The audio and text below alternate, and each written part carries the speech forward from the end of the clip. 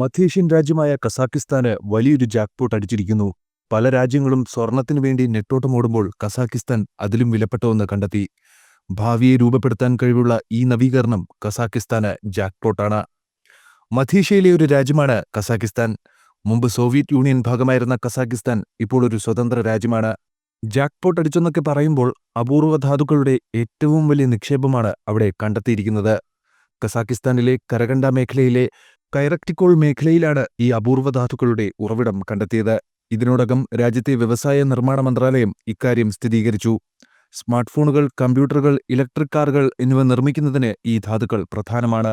മേഖലയിൽ ഏകദേശം 10 ലക്ഷം ടൺ വരുന്ന അപൂർവ ലോഹങ്ങളുടെയും ധാതുക്കളുടെയും നിക്ഷേപം ഉണ്ടാകാമെന്ന് കണക്കാക്കപ്പെടുന്നു.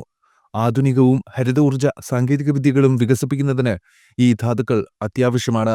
അതുകൊണ്ടാണ് കസാക്കിസ്ഥാനെ സംബന്ധിച്ചിടത്തോളം ഇതൊരു ജാക്ക്പോട്ടായി കാണപ്പെടുന്നത്. അസ്താനയിൽ നിന്ന് 300 കിലോമീറ്റർ തെക്ക് കിഴക്കായി കുറക്ടിക്കോൾ എന്ന സ്ഥലത്താണ് ലോഹക്കൂമ്പാരം സ്ഥിതി ചെയ്യുന്നത്. അവിടെ പലയിടത്തും ഇതുപോലുള്ള അപൂർവ ധാതുക്കളുടെ നിക്ഷേപം കാണപ്പെടുന്നു. ഈ മേഖലകളിൽ അപൂർവമായ ഭൂമിമൂലകങ്ങളുടെ സമൃദ്ധി 0.1% കവിയുന്നതായാണ് മനസ്സിലാക്കാൻ കഴിയുന്നത്. ചില സ്ഥലങ്ങളിൽ 0.25% വരെയുണ്ട്.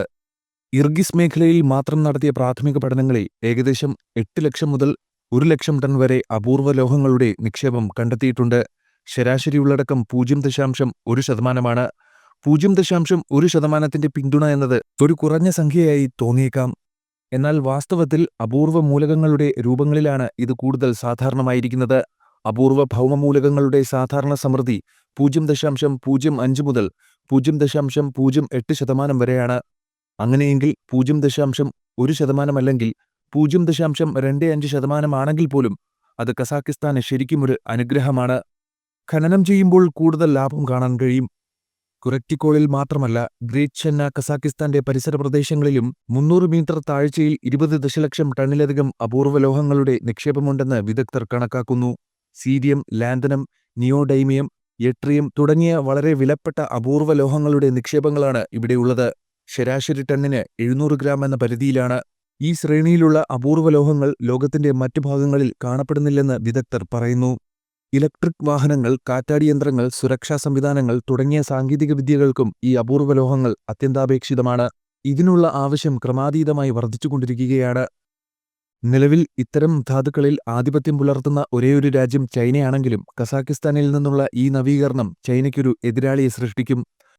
മറ്റൊരു പ്രശ്നം എന്തെന്നാൽ, ഈ അപൂർവ ലോഹങ്ങൾ ഖനനം ചെയ്യാനുള്ള സാങ്കേതികവിദ്യ കസാക്കിസ്ഥാനില്ല. കൂടാതെ ഖനനം ഉൾപ്പെടെയുള്ള മറ്റു ജോലികൾക്കുള്ള അടിസ്ഥാന സൗകര്യങ്ങളുമില്ല. ഇതിന്റെ ഫലമായി കസാഖ് സർക്കാർ വിദേശ നിക്ഷേപം തേടുകയാണ്. ശരിയായ വിദേശ നിക്ഷേപത്തോടെ കസാക്കിസ്ഥാനിലെ ഖനനം വിജയകരമായി നടത്തിയാൽ അപൂർവ ലോഹങ്ങളുടെ മുൻനിര വിതരണക്കാരായി കസാക്കിസ്ഥാൻ മാറുമെന്നതിൽ സംശയമില്ല.